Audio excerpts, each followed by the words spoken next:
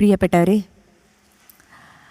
കുറേ സംഭാഷണങ്ങൾക്ക് ശേഷം സംസാരിക്കുന്നത് കൊണ്ട് നമുക്കാർക്കും പരിചയമില്ലാത്തൊരു കാര്യമാണ് വെറുതെ ഇരിക്കുക എന്നുള്ളത്, സ്റ്റേജിലാണെങ്കിൽ കൂടി. എന്തായാലും വളരെ അർത്ഥസമ്പുഷ്ടമായിട്ടുള്ള വാക്കുകളാണ് ഇവിടെ എനിക്ക് മുമ്പ് സംസാരിച്ചിട്ടുള്ള എല്ലാ മനുഷ്യരും പങ്കുവച്ചിട്ടുള്ളത്. ഡയലോഗ് സെൻ്റർ കേരള നടത്തുന്ന ഈ ഒരു എക്സിബിഷനും അതുപോലെ ഇത്തരത്തിലുള്ള ഒരു തുറന്ന ചർച്ചയ്ക്കും ഞാൻ ആദ്യം തന്നെ എൻ്റെ എല്ലാവിധ ആശംസകളും അറിയിക്കട്ടെ. കാലിക പ്രസക്തമായിട്ടുള്ള വിഷയമാണ് ഇന്ത്യൻ ജനാധിപത്യം എന്നുള്ളത്. ഒരുപക്ഷെ സ്വാതന്ത്ര്യത്തിന് മുമ്പേ നമ്മൾ തുടങ്ങിയ സംസാരങ്ങളാണിതൊക്കെ. ഇപ്പൊ എവിടെ നിൽക്കുന്നു എന്നുള്ളതായിരിക്കും ചോദ്യം. നിയമപുസ്തകത്തിലുണ്ട്, മാധ്യമങ്ങളിലുണ്ട്, സംസാരങ്ങളിലുണ്ട്. പക്ഷെ ഇപ്പോഴും ജനാധിപത്യം എന്നുള്ളത് പാല് തരാത്തൊരു വീട്ടിലെ പശുവാണ്. നോക്കൂ, നമ്മൾക്ക് പലപ്പോഴും എക്സ്പ്രസ് ചെയ്യാനുള്ള സ്വാതന്ത്ര്യത്തിന് നിഷേധിക്കുന്നുണ്ട്. നിങ്ങൾ വിയോജിപ്പ് രേഖപ്പെടുത്തിയാൽ നിങ്ങളെ മുദ്ര കുത്തുന്ന ഒരു സംവിധാനം ഇവിടെയുണ്ട്. നമ്മൾ വോട്ട് ചെയ്യുന്നുണ്ടായിരിക്കും, പക്ഷെ ഇപ്പോ ആ വോട്ടിംഗ് സിസ്റ്റത്തിന്റെ ആത്മാവ് നഷ്ടപ്പെട്ടിരിക്കുകയാണ്. ജനാധിപത്യം പുലരണമെന്ന് നമ്മൾ ഏറെ ആഗ്രഹിക്കുകയും പ്രാർത്ഥിക്കുകയും ചെയ്യുന്നുണ്ട്. പക്ഷെ യഥാർത്ഥത്തിൽ ഇതിൻ്റെയൊക്കെ ഒരു അന്തസത്ത എന്നുള്ളത് നമ്മളെ എല്ലാവരും പ്രയാസപ്പെടുത്തുന്ന ഒരു ഗതിയിലൂടെയാണ് പോകുന്നത്. ഇന്ത്യയിലെ തെരുവുകളൊക്കെ പ്രക്ഷുബ്ധമായിക്കൊണ്ടിരിക്കുകയാണ്. ആജ്ഞകൾക്ക് വേണ്ടി കാത്തു നിൽക്കുന്ന ആളുകളുടെ വലിയ ക്യൂ നമുക്ക് കാണാൻ പറ്റും. പ്രതീക്ഷിക്കുന്ന ഒരു യുവജന വിഭാഗമോ അല്ലെങ്കിൽ അടിസ്ഥാനപരമായിട്ട് നമ്മൾ എല്ലാവരും ഉറ്റുനോക്കുന്ന ഈ രാഷ്ട്രീയത്തിനെ മുന്നോട്ട് കൊണ്ടുപോകേണ്ട ആളുകളൊക്കെ ഒരു ആലസ്യത്തിലുള്ളത്. അപ്പൊ അതിനിടയിലൊക്കെ സഞ്ചരിച്ചു പോകുമ്പം നമുക്ക് കാണാൻ പറ്റുന്ന ഒരു കാഴ്ച, നമ്മൾ ഒരിക്കലും പ്രതീക്ഷിക്കാത്ത സ്ഥലങ്ങളിൽ നിന്ന്, ഒരിക്കലും ഏതെങ്കിലും ഒരു ഭാഗത്ത് ഇങ്ങനൊരു ശബ്ദം ഉണ്ടാകുമെന്ന് ചിന്തിക്കാത്ത സ്ഥലത്ത് നിന്ന് വരുന്ന വാക്കുകളാണ്, തുറന്നു പറച്ചിലുകളാണ്, അവരുയർത്തുന്ന പ്രതിരോധമാണ്. ഇന്ത്യ കാണുന്നത് ആ കാഴ്ചയാണ് എന്ന് പലപ്പോഴും തോന്നിയിട്ടുണ്ട്. ഉദാഹരണമാണ് NRC-CAA സമരം. ഇന്ത്യയെ മൊത്തത്തിൽ പിടിച്ചുലക്കിയ ഒരു വിഷയമായിരുന്നു NRC-CAA എന്നുള്ളത്. ഇപ്പോഴും അതങ്ങനെ തന്നെയാണ്. പക്ഷെ ഷഹീൻ ബാഗിലേക്ക് കടന്നു വന്നിട്ടുള്ള ആ സമയത്തെ ദീദിമാർ അതിനൊരു ഉദാഹരണമാണ്. ഒരിക്കൽ പോലും ഇന്ത്യയിലുള്ള രാഷ്ട്രീയ നേതാക്കൾ ചിന്തിച്ചിട്ടുണ്ടാവില്ല ഇത്രയും പ്രായമുള്ള, പ്രയാസമുള്ള, ആരോഗ്യപരമായിട്ട് ബുദ്ധിമുട്ടുള്ള ഈ സ്ത്രീകള് സമരത്തിന് വേണ്ടി തെരുവിലേക്ക് ഇറങ്ങി അവിടെ സമരമിരുന്ന് സത്യാഗ്രഹം ഇരിക്കുമെന്ന് ഒരിക്കൽ പോലും രാഷ്ട്രീയ മേഖലയിൽ സജീവമായിട്ടുള്ള ആളുകൾ ചിന്തിച്ചിട്ടുണ്ടാവില്ല. അവരുടെ ആ പുറത്തേക്കുള്ള യാത്ര, തുറന്നു പറച്ചിലുകള്, ഇന്ത്യയെ ഒന്നാകെ ഏകോപിപ്പിച്ചിട്ടുള്ള സമരങ്ങള്, അത് ഇന്ത്യയുടെ പുറത്തുള്ള ആളുകളിലേക്കും എത്തിയിട്ടുണ്ട് എങ്കിൽ തീർച്ചയായിട്ടും നമ്മൾ ആരും ചിന്തിക്കാത്ത ഒരു മേഖലയിൽ നിന്നുള്ള ആളുകളുടെ കടന്നു വരവാണ് എന്ന് നമ്മൾ മനസ്സിലാക്കണം. അതുപോലെ പല മേഖലയിൽ നമ്മൾ ഇത്തരത്തിലുള്ള മനുഷ്യരെ കാണുകയാണ്. ഇവർ യഥാർത്ഥത്തിൽ ഇന്ത്യയുടെ ജനാധിപത്യ അവസ്ഥയെ മുന്നോട്ട് കൊണ്ടുപോകാനുള്ള ശ്രമങ്ങൾ നടത്തുന്നുണ്ട് എന്ന് നമ്മൾ തിരിച്ചറിയണം. അപ്പൊ അതുകൊണ്ട് ഇത് അസ്തമിക്കാൻ പോകുന്നുണ്ട് എന്ന് എനിക്ക് ഒരിക്കലും തോന്നുന്നില്ല. ഈ സംവിധാനം മുന്നോട്ട് പോവുക തന്നെ ചെയ്യും എന്നുള്ള പ്രതീക്ഷ തന്നെയാണ് എനിക്കുള്ളത്. ഞാനോ നിങ്ങളോ ഉണ്ടോ ഇല്ലേ എന്നുള്ളത് മാത്രമാണ് ചോദ്യം. അതില്ലെങ്കിൽ ഇവിടെയുള്ള മനുഷ്യർ, ജനാധിപത്യ ബോധം എന്ന് പറയുന്നത് നമ്മുടെ ഉള്ളിലൂടെ പെറ്റുവീണപ്പം നമ്മൾ കിട്ടിയിട്ടുള്ള ഒരു കാര്യമാണ്. ഈ രാജ്യത്തിനോടുള്ള ഒരു കൂറാണ്. അടിസ്ഥാനപരമായിട്ട് നമ്മൾ ഇന്ത്യക്കാരാണ് എന്ന് പറഞ്ഞാൽ ഇന്ത്യക്കാര് തന്നെയാണെന്നാ. ഞാൻ അറിയുന്നത്, ഞാൻ കാണുന്നത്, ഞാൻ തൊടുന്നത്, ഞാൻ തിന്നുന്നത്, ഞാൻ ഉടുക്കുന്നത്, ഇതൊക്കെ എൻ്റെ ദേശാഭിമാന ബോധമാണ് എന്നുള്ള തോന്നലാണ് എന്നെ മുന്നോട്ട് നയിക്കുന്നത്. ആ ബോധമുള്ള മനുഷ്യർ ഒരു പക്ഷേ നിങ്ങൾക്ക് വലിയ സഭകളിലൊന്നും കാണാൻ പറ്റില്ല, അല്ലെങ്കിൽ മൈതാനങ്ങളിൽ കാണാൻ പറ്റില്ല. ഇവരൊക്കെ വീടിന്റെ അകത്തുണ്ട് എന്നുള്ള സത്യാവസ്ഥയാണ് പുതിയ കാലത്തെ ഈ സംഭവങ്ങളൊക്കെ നമ്മളോട് സൂചിപ്പിക്കുന്നത്. പിന്നെ ഇവിടെ ബഹുമാനീയനായിട്ടുള്ള KC ഉമേഷ് ബാബു സംസാരിച്ചപ്പോൾ പറഞ്ഞൊരു കാര്യമുണ്ട്. അത് ചരിത്രത്തെ കുറിച്ചാണ്.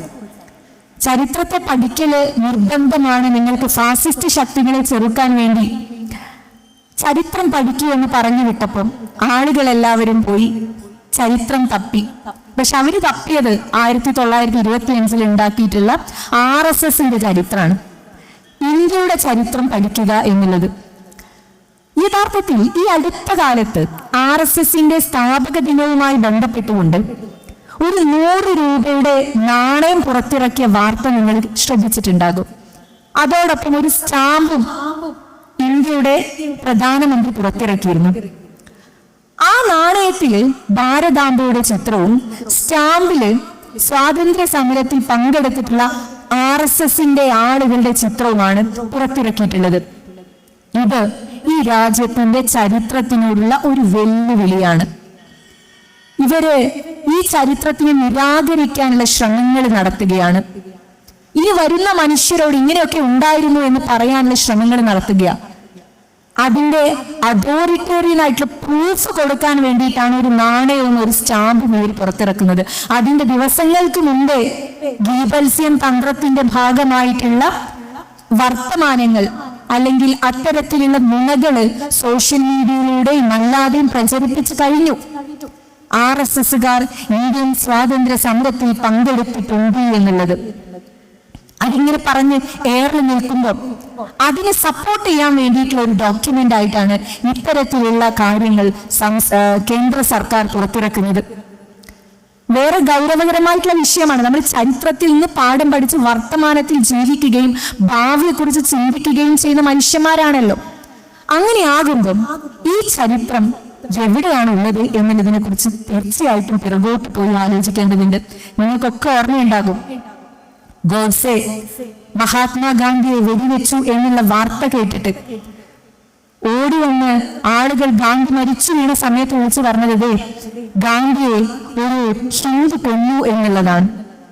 ഗാന്ധിയെ ഒരു ഹിന്ദു വെടിവെച്ചു കൊന്നു എന്നുള്ളതാണ് ഉറക്കെ ആശ്ലേഷിച്ച് ആളുകളെ ഉറക്കെ വിളിച്ചു പറയുന്നത്.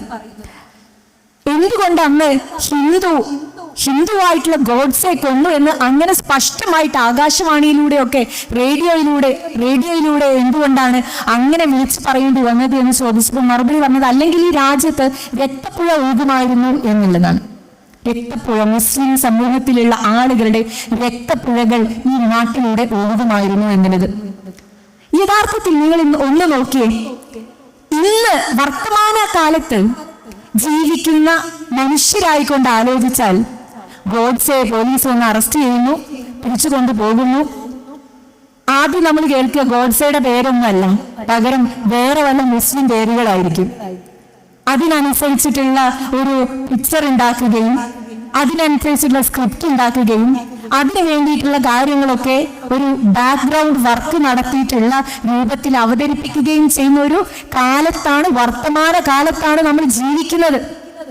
അന്നത്തെ മനുഷ്യർ ഒരു പക്ഷേ മനസ്സിൽ സൂക്ഷിച്ചിരുന്ന ജാഗ്രത ഇന്നത്തെ നമ്മളുടെയൊക്കെ ഇടയിൽ എത്രത്തോളം ഉണ്ട് എന്നതിനെ കുറിച്ചൊന്ന് ആലോചിച്ചിട്ടുണ്ടോ? എത്രത്തോളം ഇന്ന് ജീവിക്കുന്ന മനുഷ്യർ നമ്മളുടെ ഇടയിൽ നിന്നുകൊണ്ട് ജനാധിപത്യം പുലരണമെന്ന് ആഗ്രഹിക്കുമ്പം നീതിയോടെ അത്തരത്തിൽ സൂക്ഷ്മമായിട്ട് ഇടപെട്ടിട്ടുണ്ടോ എന്നുള്ളൊരു ചോദ്യമാണ്. ഞാൻ ഗോഡ്സെയാണ്, ഞാൻ വരുന്നത് ഈ ഉദ്ദേശത്തോടു കൂടിയിട്ടാണ്, ഗാന്ധിയെ കൊല്ലൽ എന്റെ മുമ്പിലുള്ള അജണ്ടയാണ് എന്ന് പറയുമ്പോഴാണ് നമുക്ക് അവിടെ ക്ലാരിറ്റി വരുന്നത്. മറിച്ച് ഇന്നത്തെ കാലത്തുള്ള ആളുകളുടെ RSSന്റെ BJPയുടെ അല്ലെങ്കിൽ കേന്ദ്ര നേതൃത്വത്തിന്റെ ഇടപെടലിലൂടെ നടക്കുന്ന ഓരോ സംഭവങ്ങളും അതിലൊന്നും ക്ലാരിറ്റി ഇല്ല. അതൊക്കെ ഗൂഢമായി നിലനിൽക്കുകയാണ്. ഇപ്പൊ കഴിഞ്ഞ ദിവസം ബഹുമാനപ്പെട്ട സുപ്രീം കോടതി ജഡ്ജിയുടെ ഒരു വിധി ഉണ്ടായിരുന്നു. ആ വിധിയിൽ ഇങ്ങനെയാ പറയുന്നത്: വളരെ ക്ലിയർ അല്ലാത്ത നിയമങ്ങൾ, ആ നിയമങ്ങളൊക്കെ മനുഷ്യന് ആപത്താണ്. അതിനെ നമുക്ക് പരിഹരിക്കാനുള്ള ശ്രമം നടത്തണം എന്നുള്ള ഒരു വാക്യം കഴിഞ്ഞ ദിവസം സുപ്രീം കോടതി ജഡ്ജ് പങ്കുവെച്ചത് ഞാൻ വായിച്ചതോർക്കുകയാണ്. യഥാർത്ഥത്തിൽ അങ്ങനെ അദ്ദേഹം പങ്കുവെക്കുമ്പോൾ നിങ്ങൾ ആലോചിച്ച് നോക്കൂ, എത്ര നിരപരാധികളായിട്ടുള്ള മനുഷ്യരാണ് ജയിലിന്റെ അകത്തളങ്ങളിൽ കിടക്കുന്നത്. സക്കറിയെ നിങ്ങൾക്ക് ഓർമ്മയില്ലേ?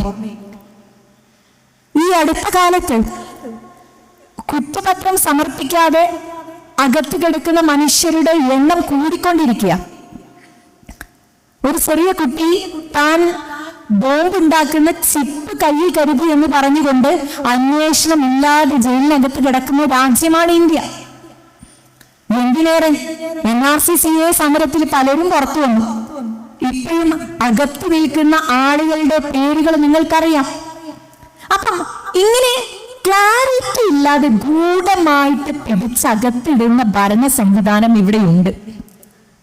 ആ ഭരണ സംവിധാനം മുന്നോട്ട് കൊണ്ടുപോകുന്നത് ആളുകളുടെ മുമ്പിൽ ഒരു ഭയം ജനിപ്പിച്ചുകൊണ്ടാണ്. നുണകൾ പറയേണ്ടി വരുന്നത് എന്തുകൊണ്ടാണ്? സർക്കാർ നിരന്തരം നുണ പറയുന്നു എന്നുള്ളത് നമ്മുടെ ആക്ഷേപമാണ്. RSSന്റെ എല്ലാ കാലത്തെയും ടൂൾ എന്ന് പറയുന്നത് നുണയാണ്. നുണ പറയൽ യഥാർത്ഥത്തിൽ ഉള്ളിൽ ഭയം ഉണ്ടാകുന്നത് കൊണ്ട് ജനിക്കുന്ന കാര്യമാണ്. ആ ഭയമാണ് യഥാർത്ഥത്തിൽ അവരെ കൊണ്ട് ഇത്തരത്തിലുള്ള സംഭവങ്ങളൊക്കെ ചെയ്യിപ്പിക്കുന്നത്. സ്വന്തം ഭയമുള്ള വ്യക്തിയാണ് നുണകൾ പ്രചരിപ്പിക്കുകയും നുണക്കഥകൾ ഉണ്ടാക്കുകയും ആ നുണയുടെ മുകളിൽ കയറി ഇരുന്നു കൊണ്ട് ഭരണം നടത്തുകയും ചെയ്യുന്നത്. അതിനപ്പുറത്തേക്ക് സ്വന്തം മുമ്പിലുള്ള മനുഷ്യരോട് നുണ പറഞ്ഞുകൊണ്ട് ഭയപ്പെടുത്താനുള്ള ശ്രമം കൂടി നടത്തുന്നുണ്ട് എന്നുള്ള ഒരു പ്രത്യേകതയാണ് ഇന്ത്യൻ ജനാധിപത്യത്തിനുള്ളത്. ഭയം ഉള്ളിൽ വെക്കുക മാത്രമല്ല, ഭയപ്പെടുത്താനുള്ള ശ്രമം കൂടി യഥാർത്ഥത്തിൽ അവർ നടത്തുന്നുണ്ട്. നമുക്കറിയാം, നമ്മുടെ നാട്ടിലൊക്കെ ചില പോത്തുകളൊക്കെ നമ്മൾ കൊണ്ടുവെക്കുമ്പം അത് വിരൽ പിടിച്ച് ഓടുന്നത് കണ്ടിട്ടുണ്ട്. അത് യഥാർത്ഥത്തിൽ മനുഷ്യനെ ഭയപ്പെടുത്താൻ വേണ്ടിയിട്ട് മാത്രമല്ല, അത് ഉള്ളിൽ ഭയം ഉള്ളത് കൊണ്ടാണ് വിരൽ പിടിച്ച് ഓടുന്നത്. ആ വിരളിയാണ് യഥാർത്ഥത്തിൽ മനുഷ്യർക്ക് എന്നെ അപായപ്പെടുത്താനുള്ള വരവാണല്ലോ എന്നുള്ള തോന്നലിലേക്ക് എത്തിക്കുന്നത്. അതേ അവസ്ഥയിലാണ് യഥാർത്ഥത്തിൽ ഇന്ത്യൻ ജനാധിപത്യത്തിലെ RSSന്റെ ഇടപെടൽ എന്ന് എനിക്ക് തോന്നുകയാണ്. RSS ആ രൂപത്തിലാണ് ഇപ്പൊ അവരുടെ പ്രവർത്തനങ്ങൾ നടത്തിക്കൊണ്ടിരിക്കുന്നത്. എന്നാൽ നിരാശയുടെ ആഴങ്ങളല്ല മനുഷ്യന് മുന്നിൽ വേണ്ടത്. പ്രതീക്ഷയുടെ വലിയ വലിയ കനൽത്തിരികൾ നമ്മുടെ മുമ്പിൽ കത്താൻ പോവുകയാണ്. നേരത്തെ ഇവിടെ സൂചിപ്പിച്ചു രാഹുൽ ഗാന്ധി ഒരു പ്രതീക്ഷയാണ് എന്ന്. ഞാൻ പറയട്ടെ, ഗാന്ധി ഒന്നേ ഉണ്ടായിട്ടുള്ളൂ. പക്ഷേ അതിനുശേഷം ഒരുപാട് ഗോഡ്സേമാർ ഈ രാജ്യത്തുണ്ടായി. എന്തുകൊണ്ടാണ് ഒരു ഗാന്ധി മാത്രം ഈ രാജ്യത്തുണ്ടായത് എന്ന് ചോദിച്ചാൽ ഗാന്ധി സത്യമായിരുന്നു എന്നുള്ളതാ. ഗോഡ്സെ യഥാർത്ഥത്തിൽ ഈ രാജ്യത്തിന് ആപത്തുണ്ടാക്കുന്ന, ഭയമുണ്ടാക്കുന്ന ഒരു നാമമായിട്ട് മാറിക്കഴിഞ്ഞു. സത്യം നമ്മൾ സ്വന്തം ഉള്ളിലേക്കെടുത്ത് ചിന്തിക്കുമ്പോഴാണ് പുറം ലോകത്തേക്ക് വരുന്നത്.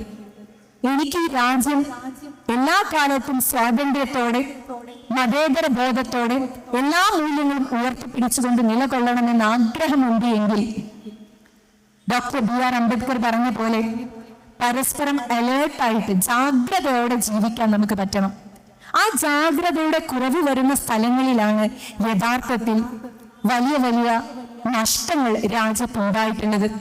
അതിനനുവദിച്ചു കൊടുക്കാതെ രാജ്യത്തിൽ മുറുകെ പിടിച്ച് മുന്നോട്ട് കൊണ്ടുപോകാൻ പറ്റുന്ന ഒരു കൂട്ടമായിട്ട് നമുക്കൊക്കെ മാറാൻ സാധിക്കട്ടെ എന്നാണ് ആത്മാർത്ഥമായിട്ട് എനിക്ക് പ്രാർത്ഥിക്കാനുള്ളത്. ഒരു വാക്ക് കൂടി പറയുന്നു, ഇന്ത്യൻ ജനാധിപത്യത്തിന്റെ ഭാവി എന്ന് പറഞ്ഞ് നമ്മൾ ആലോചിക്കുമ്പം നിരാശപ്പെടുന്ന ഒരുപാട് കാര്യങ്ങളും കണക്കുകളൊക്കെ ആയിരിക്കും നമുക്ക് മുമ്പിലേക്ക് എടുത്തു വെക്കാനുണ്ടാവുക. രാജ്യത്തിന്റെ നിയമങ്ങളുടെ ഒരു കാര്യം മാത്രം എടുത്തു നോക്കിയാൽ മതി. ഈ രാജ്യത്തിലെ നിയമങ്ങളൊക്കെ ഒരു പക്ഷെ ഞാനോ നിങ്ങളോ ജനിക്കുന്നതിന് മുമ്പേ ഉണ്ടാക്കിയതായിരിക്കും. ഇന്ത്യയിൽ നിങ്ങളുടെയൊക്കെ പിതാമഹന്മാരുടെ വോട്ട് കൊണ്ട് നിയമസഭയിലേക്കും പാർലമെന്റിലേക്കും ഒക്കെ പോയിട്ടുള്ള ആളുകളുടെ പിന്തുണയോടെ രൂപീകരിക്കപ്പെട്ടിട്ടുള്ള നിയമങ്ങളായിരിക്കും ഈ രാജ്യത്തുണ്ടാവുക. അത് പ്രാവർത്തികമാക്കുക എന്നുള്ളത് മാത്രമാണ് ഇവിടെയുള്ള ഭരണ സംവിധാനങ്ങൾ ചെയ്യുന്നത്. അങ്ങനെ ചെയ്യുമ്പം അത് ഈ നാടിന്റെ അവസരത്തിനും സമയത്തിനും കാലത്തിനും ഏറ്റവും പരമപ്രധാനമായി രാജ്യത്തിന്റെ ധർമ്മത്തിനും ഉതകുന്ന രൂപത്തിലുള്ളതാണോ എന്ന് പരിശോധിക്കാനുള്ള ഇടപെടൽ ഒരു പൗരൻ എന്നുള്ള രൂപത്തിൽ നമ്മൾ ഓരോരുത്തരും ഏറ്റെടുക്കേണ്ടതുണ്ട്. ആ ദൗത്യ നിർവഹണം ഉണ്ടെങ്കിൽ തീർച്ചയായിട്ടും ഇന്ത്യ ശുഭാപ്തി വിശ്വാസത്തോടെ മുന്നോട്ട് പോകാൻ പറ്റുന്ന രാജ്യമായി പുലരും എന്ന് തന്നെ പ്രതീക്ഷിച്ചുകൊണ്ട് അവസാനിപ്പിക്കുന്നു. നന്ദി. ജയ് ഹിന്ദ്. നന്ദി. അഡ്വക്കേറ്റ്